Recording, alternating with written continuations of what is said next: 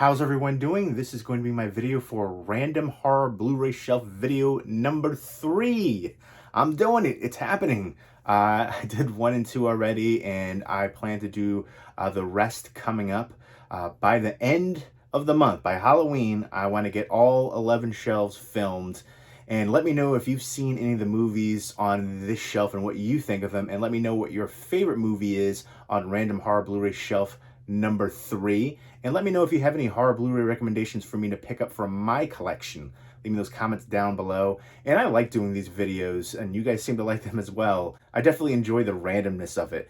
Seeing things on the shelf that normally wouldn't be next to each other is kind of cool. But after I go through all of these shelves and do the videos for them, I'm going to finally take everything off the shelves, alphabetize and organize them.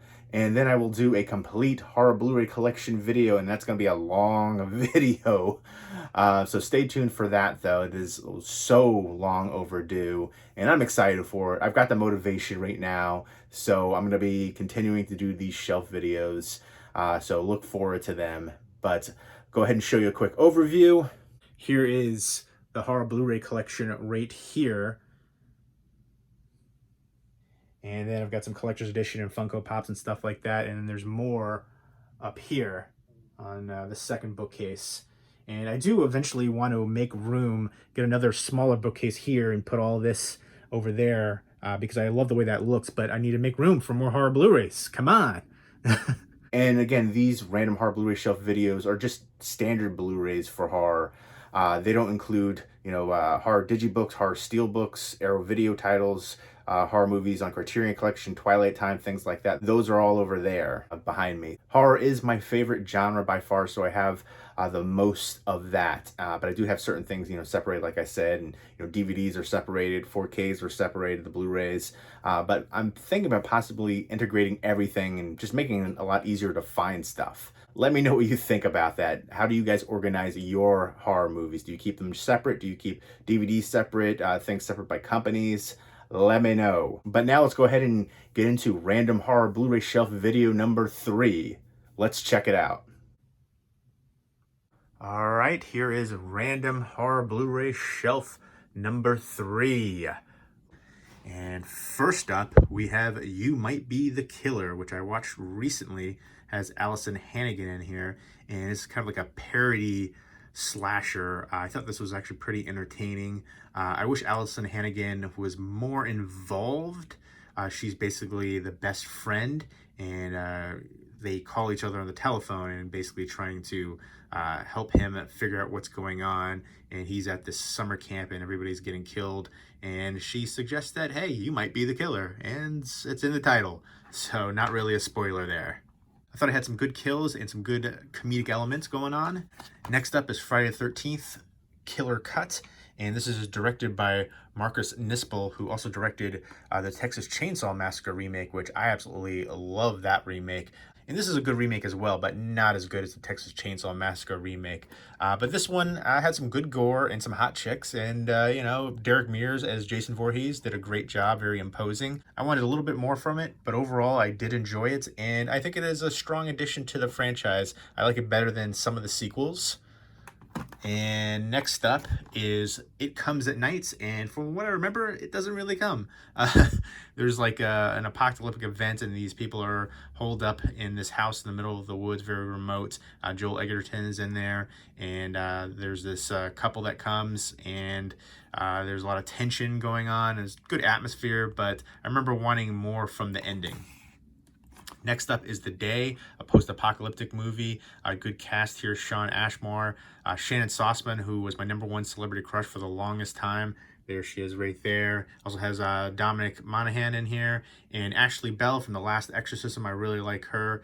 I remember this one being a good post-apocalyptic movie. Julia's Eyes, which I think is super underrated.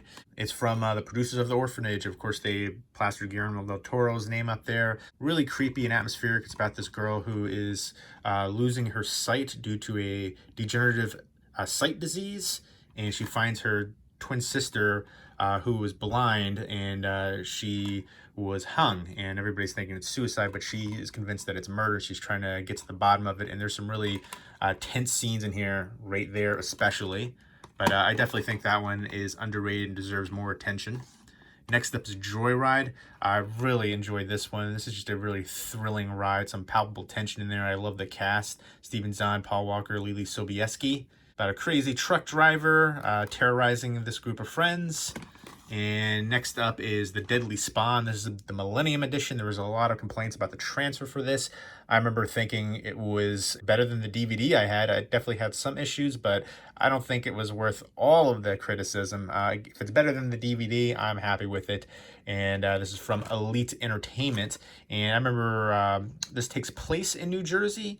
And it's about, like, I think a meteorite crashes and then there's these alien parasite, like, worm creatures attacking people. And I just remember it being awesome.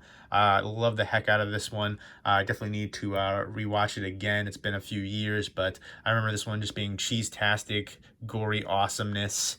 Good 80s horror cheese. Next up is Mimic, the director's cut.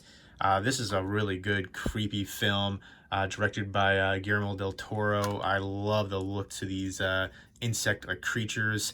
And I like the cast here too. Mira Sorvino, Josh Brolin, Charles S. Dutton, a bunch of other recognizable people in here. I remember having the trilogy pack of this, but I really didn't care for the sequels. So I got rid of the triple feature and just kept this one.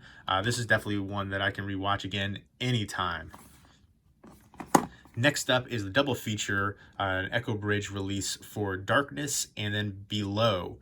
Darkness I actually have on a standalone release right here on this shelf, so you'll be seeing that later. And I'm basically keeping this double feature for Below, which doesn't have a standalone release.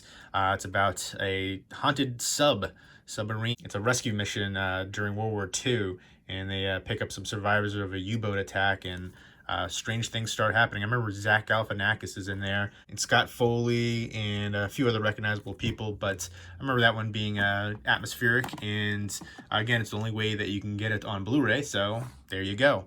Dawn of the Dead remake from Zack Snyder. I know a lot of people hate on this movie, but I love the heck out of it. I thought it was amazing. I still prefer the original, but this one to me is just a really fast-paced, gory, awesome, tense remake, modern take, and I thought it was awesome. I love the cast in here, just from top to bottom. Everybody played their roles just perfectly. Palpable tension. I remember the zombie baby scene was awesome, and again, setting them all kind of loses the consumerism, societal message from Romero's original. They touch upon it, but doesn't have that same impact. But again, great gore effects, great tension. Love the heck out of that one. The intro scene too, awesome. Next up is Dead Space Downfall. This is a really good animated horror one set in space. Next up is Poker Night.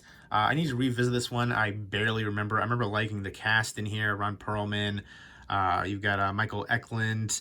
It's about a serial killer, and I remember a bunch of guys get together for a poker night, and things start to unravel. Next up is Violent Kind.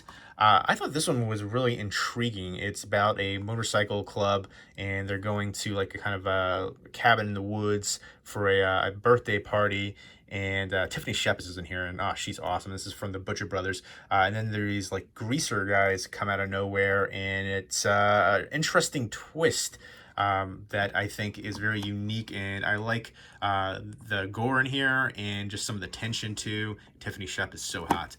Next up is Piranha. This is a Canadian release from Alliance, and this is such an awesome slipcover for it. This is a pop-up gatefold slipcover. There we go. There's Ving Rhames.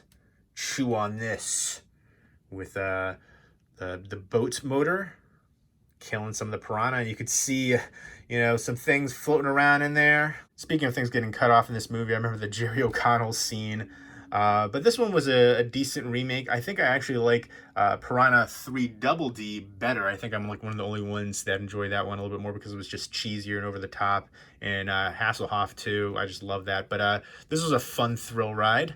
Some good gore in there and some good comedic elements. Next up is Mad Monster Party. This is from the creators of Rudolph the Red-Nosed Reindeer and Frosty the Snowman, kind of that puppet animation style.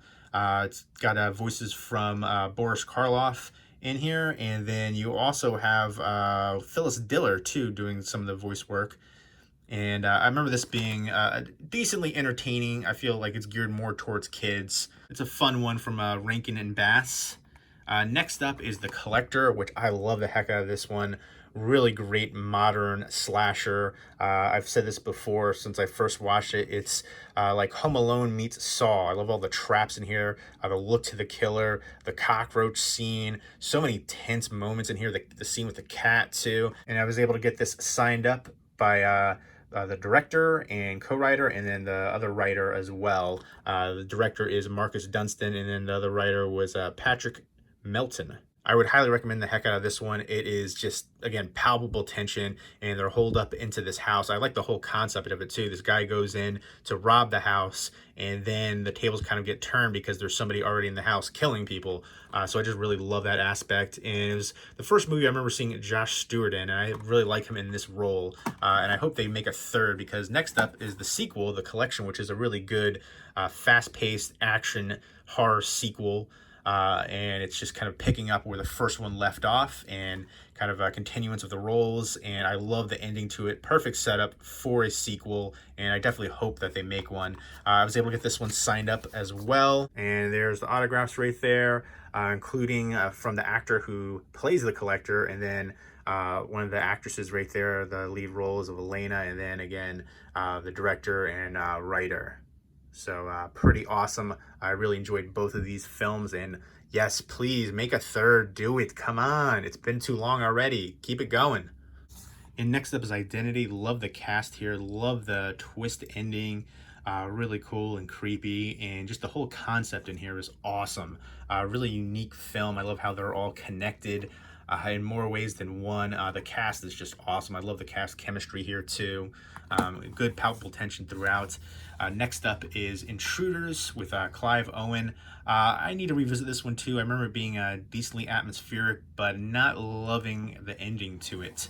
Next up is the Invasion of the Body Snatchers remake, which I think this is one of the better horror remakes. Great sci-fi horror film, and I always love the cast in here, and I always remember Donald Sutherland at the end, and you've got Leonard Nimoy and Jeff Goldblum and a few other recognizable people in here, but just a classic horror remake. Next up is Inside. This is an import, obviously, as you can see all of the writing in here, which I believe is Japanese. I love the heck out of this movie. I do need to sit down and compare it to the DVD to make sure that it is uncut. It's my favorite of the French extreme horror movies. Inside is just amazing, bloody, again, crazy tension in this one. I love this film so much. I know it was recently remade here in the US. I haven't seen the remake. Maybe one day, but again, it's probably just another unnecessary remake. And next up is Insidious, directed by James Wan, and I was able to get this one signed up by a bunch of people involved with the film, including Lynn Shay, and then Ty Simpkins, who was the little kid right there on the front cover, and then Jay LaRose, who was the long-haired fiend. A lot of times they have in-store signings at certain places, and you're able to get them signed up. I think that's really cool. So there you go, Insidious. I think this one is a very popular modern horror movie, good haunting movie. Next up is I Spit on Your Grave, and I was able to get this signed up by a lot of people involved with the film, including Sarah Butler, the lead, who signed right on her butt. And I think she was amazing in this role, super gritty. I think it was super gratifying to see everybody get what they deserved in here. And I think this was an awesome horror remake too. Again, with the content of the movie, you have to know what you're getting yourself into for it, because it's not going to be for everybody, considering what happens. It's a attack revenge movie, essentially. Next up are two movies that were based on the Dark Shadows horror soap opera TV show from the mid-60s to I think 71 was the last one. And these movies here have some of the same characters, and it's again that kind of gothic vampire soap opera movie. And I was able to get this one signed up by actress Catherine Lee Scott. And I was able to get this one signed up as well. This one I was able to get signed up by Laura Parker, who played Angelique. If you're a fan of gothic vampire movies, and again, the TV show Dark Shadows, I think you'll enjoy both of those movies, especially seeing some of those characters in there. Next up is The Colony, which I was able to do an interview with the director ages ago. I still haven't posted that interview because I think it was on an external hard drive and I was moving. I'll have to do that eventually. There's so many different videos I need to upload that I never edited. It's from, the director is Jeff Renfro. Really nice to talk to, and I like the cast here: Bill Paxton, Lawrence Fishburne, Kevin Zegers. Bill Paxton passed away recently, very sad loss, but again, I love the snowy setting in here, and that has this in spades. So it's a post-apocalyptic movie with just a continual winter, and they have this base right here called the Colony, and they have a distress call so at another colony, and they're going there to look at it and see if everybody's okay. And it's the telltale story of basically, man's worst enemy is man. You see that all the time in these post-apocalyptic movies, but some good tension in there. Next up is Confession of Murder. He'll kill to be famous is the tagline. I remember he had somebody basically admitting to these murders after there's a statute of limitation that expires, which I don't think that's a thing for murder, at least not here in the US. I need to revisit this one, though. I remember there being some good tension, some creepy moments in there. And there's a revenge aspect in here, too, of the families of some of the victims, and then the detective who's involved in the case. Next up is The Cell, which I gotta open this one. Holy moly. I picked this up and I haven't rewatched it yet. I love this one. The visuals are amazing from Tarsim Singh, who also did The Fall, which has great visuals too. But love the cast here: Vince Vaughn, Vincent D'Onofrio, Jennifer Lopez.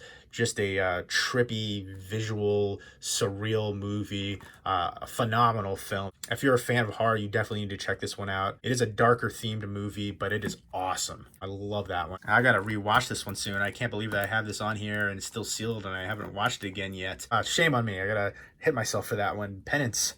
Bad J. Next up is Troll Hunter, which is a Norwegian film about troll folklore. I think this one has some great comedic elements. I remember there's they're hiding from these trolls and they're farting, and it's found footage as well. I thought this one was definitely entertaining. I did a movie review for this forever ago on my channel, so check that out. I remember they're talking about doing an American remake for it, and I don't believe they ever did, thankfully, because it's unnecessary, because this one is awesome. But yeah, seeing these trolls, the different kinds of trolls, is just really cool. They, this documentary film crew sets up and they get this troll hunter to help them. And, they have a giant troll right there at the end. Next up is Mutant Girl Squad. This was insane. This is a Sushi Typhoon and Wilgo USA release. It's a Japanese horror movie with some good comedic elements in here, and it's just so over the top about these, I guess, girls who have mutant powers and just lots of blood and guts and gore and ridiculousness and just a fun ride.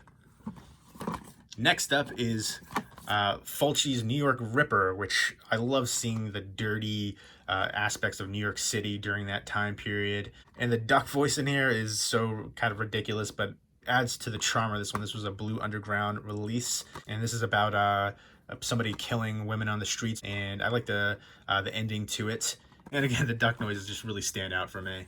And next up is The Midnight Meat Train, and I love this movie so much. Vinnie Jones is awesome as the killer in here. I think his name was Mahogany. I think he says like one word the whole movie, and basically he's killing people on this train at night. And there's this photographer played by Bradley Cooper, in fact, who was also in another horror movie, Case 39, with Renee Zellweger. And this also has Leslie Bibb and Brooke Shields in here. And this is a Clive Barker adaptation. And it's from director Ryuhei Kitamura, and I think he did a great job with this one. Great gore, definitely has that washed out hue with lots of grays and blacks, which reflect the bleak tone. And I love when you go on this train and you think that's just all there is to it, but there's more. I love how that realm kind of opens up, and it's not just as straightforward as you initially think, and I think that's awesome. This is the unrated director's cut. And I consider that one to be a bit underrated too. Another one that I definitely think is underrated is The New Daughter. I never hear anybody talk about this one. This one was really surprising. I love how this one plays out, and especially the ending to it with Kevin Costner. I want to do a top 10 list for horror movies that star A-list actors, and this would be in there. And there's a bunch to choose from, but I always enjoy this one, and I never hear anybody talk about it. Definitely one that surprised me. Next up is Cube. This is a Canadian release. I'd love to see somebody like Scream Factory or Arrow Video release that here in the US and give it proper treatment, along with the sequels too, Cube 2 and Cube 0. There's certain aspects in here that kind of remind me of Saw, and I feel like could have inspired Saw to some degree. It's basically about these group of people who can't remember how they got in this one place, and it's kind of like this maze that is ever changing, kind of like a Rubik's Cube with all these different booby traps, and you know, if you make the wrong move, you'll get killed. And I like the different characters in there and how they interact. And this is from 1997. Really good Canadian horror movie, good sci-fi horror movie. Next up is Cujo. This is the 25th anniversary edition. This was a really good Stephen King adaptation, and I really like the cast in here too, especially with Dee Wallace and Danny Pintero from Who's the Boss. But yeah, such a terrorizing one for me as a kid. I feel like, you know, with Jaws and all the different animal spin-offs, this is definitely one of the best ones of the animal attack movies, especially dog attack movies. I really like the pack as well. Kind of cheesy now rewatching it from the 70s with Joe Don Baker in it. I remember there's like chihuahuas in there too. I'd like to see them release that on Blu-ray. And the Wes Craven produced film The Breed was essentially a remake of that. I guess kind of a ripoff because they don't really acknowledge it. It's basically the same thing except the dogs are, I guess, like genetically altered. But yeah, pretty much the same thing. Secluded island with a bunch of people on it and being attacked by dogs. But yeah, Cujo is a classic. Next up is The Call Girl of Cthulhu, which I love this movie. This is from Camp Motion Pictures. Such a fun one for low budget horror. Of course, from H.P. Lovecraft's story. It's about this artist who is a virgin still, and he is waiting for that someone special, and he becomes interested in this call girl right there, and she also has this mark, which is the mark that this cult is looking for, and they basically want her to be the bride of Cthulhu and to mate with it. And it is crazy, and it's a fun ride, and I remember enjoying it. Again, you have to be a fan of low budget horror though to appreciate it. And I'm really picky when it comes to modern low budget horror, but this is one that I definitely enjoyed.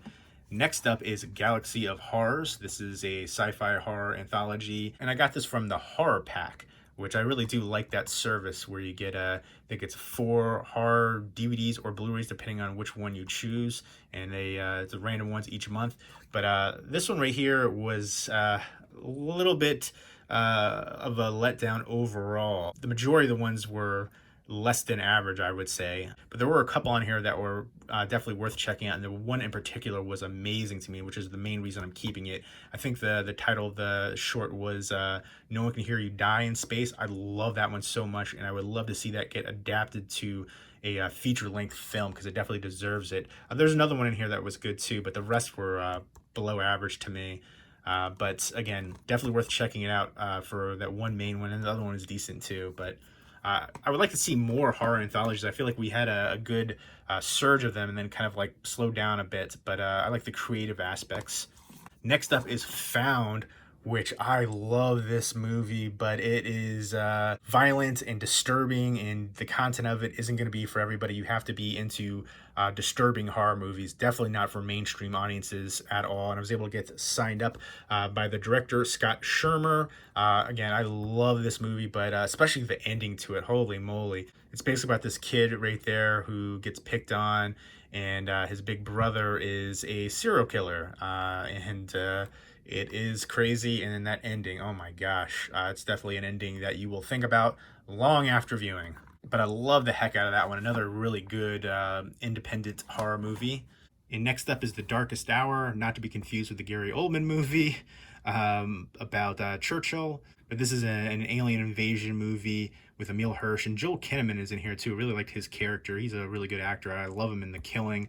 I wish that show would have went on for so much longer, deserved to. But a really unique alien invasion movie. And then next up is Darkness with Anna Paquin in here. I love the heck out of this one. Super atmospheric. And this is directed by Jean Balaguerro, who also directed the movie Sleep Tight, which I think is another one that is creepy and underrated. I remember they moved into this new house and creepy things started happening, and she's trying to figure out what's going on, and there's a dark history to the house. So kind of another creepy haunted house movie. Next up is Children of the Corn 3, Urban Harvest. I remember enjoying the heck out of this one, especially the ending. I thought that was awesome. And evil killer kid movies creep me out, and the kid in here was pretty creepy. And my favorite evil killer kid movie is Who Can Kill a Child, aka Island of the Damned, and happy to see that finally get a Blu-ray release not too long ago. Next up is The Devil's Reign. Holy moly, this one is cheese-tastic. Melting faces in the satanic cult led by Ernest Borgnine. The cast in here, so surprising. William Shatner, Tom Skerritt, John Travolta, and again, Ernest Borgnine right there. Super ridiculous. Nice release from Severin, a ton of special features. This one is cheesy. Definitely cheese-tastic, but I just kept it for just how ridiculous it is. Playback, which I remember this one being pretty creepy, and a lot of grays and blacks in here, that washed out hue, again reflecting the bleak tone, and somewhat reminiscent of The Ring with the VHS aspect. And I remember they find a VHS tape and there's some creepy things on there, and weird, bizarre things start happening. Christian Slater's in here. I remember thinking a certain few things towards the end could have been tweaked, and his character could have been utilized more too. I remember the trailer for it had him like all throughout it, and he's not in it quite as much. I remember he's like a police officer, I believe. Apparently there's this like violent incident that happened in this town, and this guy's doing like a project on it for school. Seems like a bad idea. That would definitely not be allowed today. But yeah, I remember it being pretty creepy and atmospheric, and I definitely want to revisit that one. Next up, Poltergeist 3, and then Poltergeist 2 right here. And this was a UK region-free release. At the time, it didn't have a US Blu-ray release. Now, both of these have Scream Factory Collector's Edition releases, and I definitely want to pick them up. I remember watching this one more so as a kid. There's a new high-rise apartment building, and there's like, you know, the mirrors and the mirror world, and just being pretty creepy in here.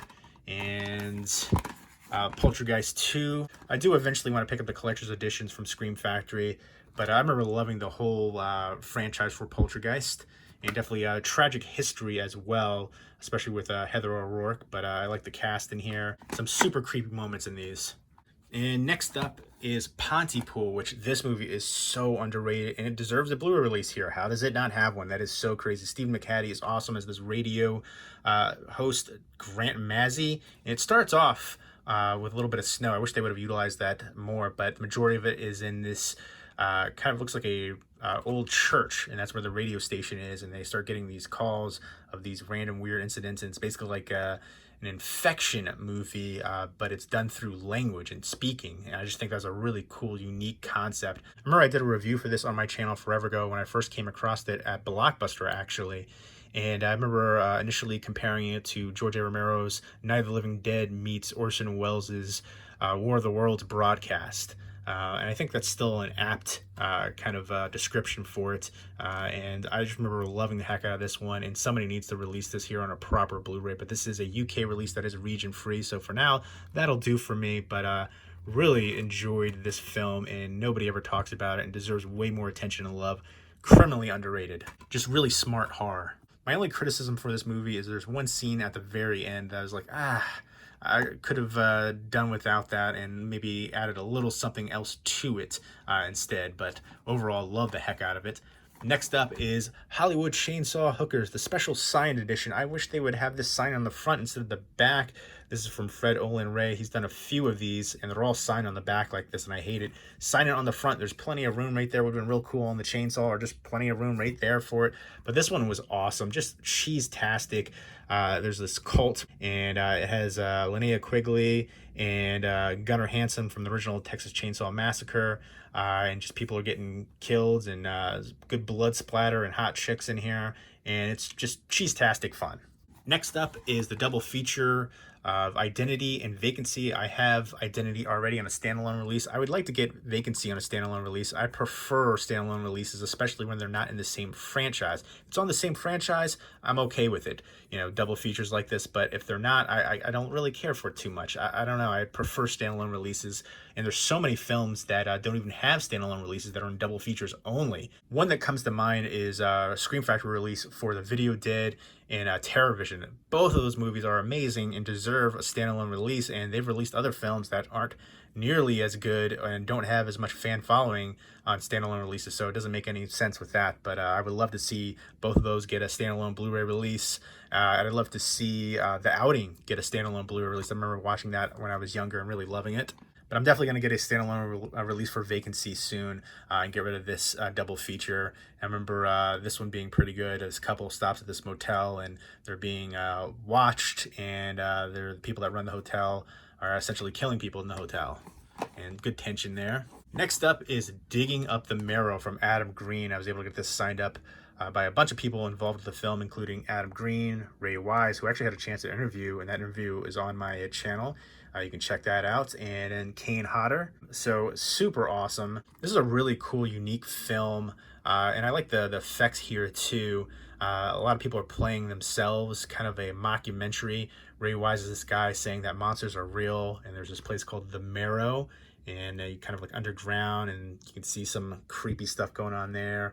And Adam Green gets involved and checks it out, and I thought it was awesome, and I love the heck out of it, and very happy to get this one signed up. I really like Adam Green as a director. I like the Hatchet series, Holliston, and I would like to see him do more. And he's very fan friendly too, and he actually signs for free, or at least he used to. I don't know if he still does now. I expect that he does. He seems like somebody that would still continue to do that. So really cool, and somebody who's a genuine horror fan, and that comes out in everything that he does. Next up is Ticks. This is an Olive Films release, and I know this is out of print and goes for ridiculous money. And this was actually just announced from Vinegar Syndrome that it's going to get a 4K release with a new slipcover, but I still see the Blu-rays going for a fair amount of money.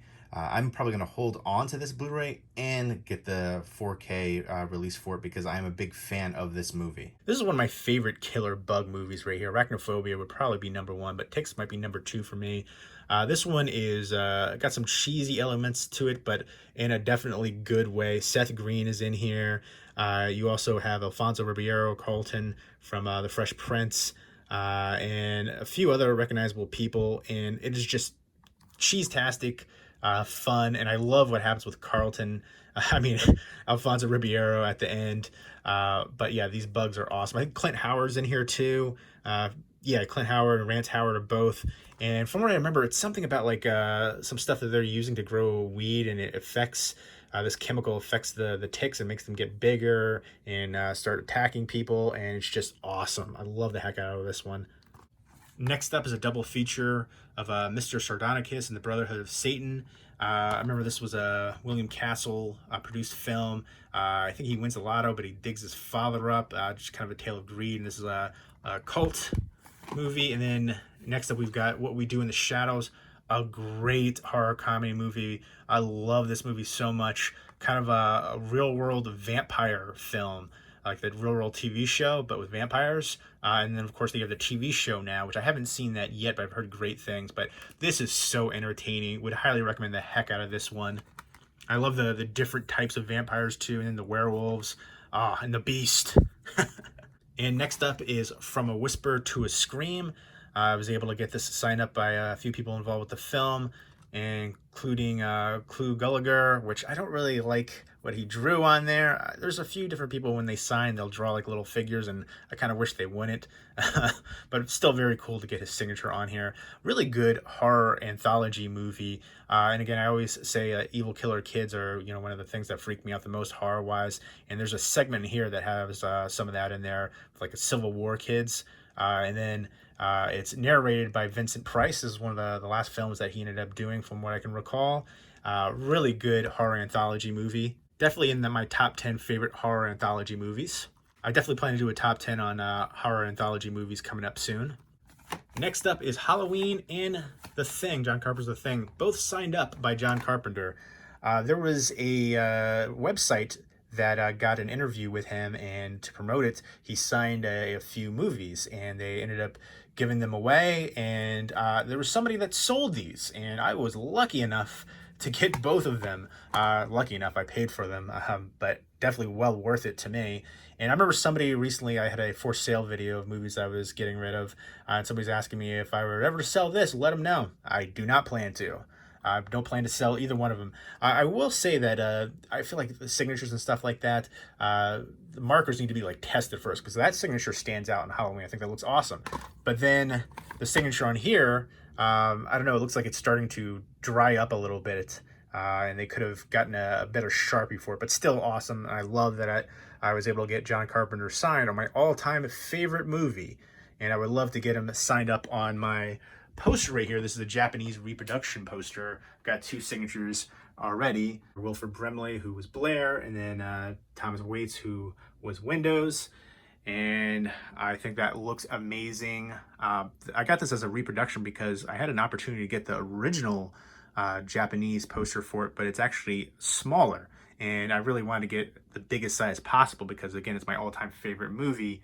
I still might get the Japanese original at some point, but for now I wanted to get this one, and I want to get more people signed on here, especially John Carpenter, because that would be awesome. So very happy to have both of those signed up by John Carpenter, and still thankful that somebody was willing to sell those. And I remember I made a video for that when I first got them, and somebody knew exactly where I got them from, because I guess they were following the website that did the giveaway. And I'm not selling them. I've had a lot of people ask over the years. Next up is Tarantula. This is the Spanish release for it, and this was region free at the time. It was the only Blu-ray release. I know Scream Factory released it now. And this is one of the earliest appearances of Clint Eastwood too. I think he was uncredited in here. He was like a fighter pilot and a giant tarantula attacking. So I do want to pick up the Scream Factory release. They do an amazing job on their releases, and I can't wait to see what they release in the future. But at the time, you know, this was the only release for it, so I had to pick it up. A lot of imports that I need to still upgrade for, because they're getting proper treatments, new transfers, special features, and great releases. Next up is Crystal Lake Memories, the complete history of Friday the 13th, 2-disc collector's edition. I still need to dip into this. I know this is so extensive, 400 minutes. I really am excited to finally check this out. Again, I have to unwrap this one and sit down and watch that one. Got 2 ones on my shelf that aren't opened, and I feel bad about it. Bad J. But yeah, I'm not one to keep them sealed up. I want to open them up and watch them, and you know, if it's not a movie that I can't see myself rewatching again, I want to get rid of it. And Friday the 13th is definitely my favorite of the big horror slasher franchises. Let me know what your favorite of the big horror franchises and slasher franchises is. And let me know if you have any autographed movies, Blu-rays, DVDs, VHS, any kind of movie memorabilia. Let me know. Next up is No One Lives with Luke Evans. I love the heck out of this one. This is a WWE production, and I think this is definitely one of their best. And I remember loving the twist here too. I thought that was awesome. It is gritty, and I remember the kills in here, especially the one bigger guy. I thought that was awesome. That scene definitely sticks out to me. But yeah, love the heck out of this one. I never hear anybody talk about it. I remember doing a review for it, and I never posted it because I never edited it, and I hate editing because it's so tedious. But I feel like I should revisit this one and do a proper review for it and finally upload it. Next up is Odd Thomas, which has Anton Yelchin in it, and this is a super underrated one. It's a Dean Koontz adaptation. It's directed by Stephen Sommers, who directed The Mummy. I love that lenticular slipcover. And it's basically about this guy, Odd Thomas, who can see dead people, and he can also see these creatures called Bodaks, and they come around when there's any kind of bad things getting ready to happen, violence or anything like that. And he realizes he's starting to see more and more of them around this town, and he's trying to figure out what's going on and stop whatever could possibly be happening. And this also stars Willem Dafoe, who I believe was a police officer in here, and then Patton Oswalt. And also has Addison Timlin, who is super stunning and very talented. She was also in The Town That Dreaded Sundown sequel. It wasn't a remake, it was a sequel. Yeah, Odd Thomas is one that I definitely consider to be underrated, and definitely sad that Anton Yelchin passed away. Very tragic accident, freak accident. And I loved him in The Green Room too. That is one that I think is one of the most tense movies I've ever seen. But this one has some good visuals, good storytelling, and I could see the twist at the end coming, but it still had an impact on me. But yeah, I love that film, and there you go. So there you go. There was a Random Horror Blu-ray Shelf video number 3. Let me know if you've seen any of the movies on this shelf and what you think of them. and let me know what your favorite movie on Random Horror Blu-ray Shelf video number 3 is. And let me know if you have any horror Blu-ray recommendations for me to pick up from my collection. Leave me those comments down below, and look forward to the rest of the Random Horror Blu-ray Shelf videos coming up soon. I want to get them all uploaded by Halloween, so look forward to that. Thank you for your continued support on here. I really do appreciate it, and I hope everybody's doing well. Keep it spooky.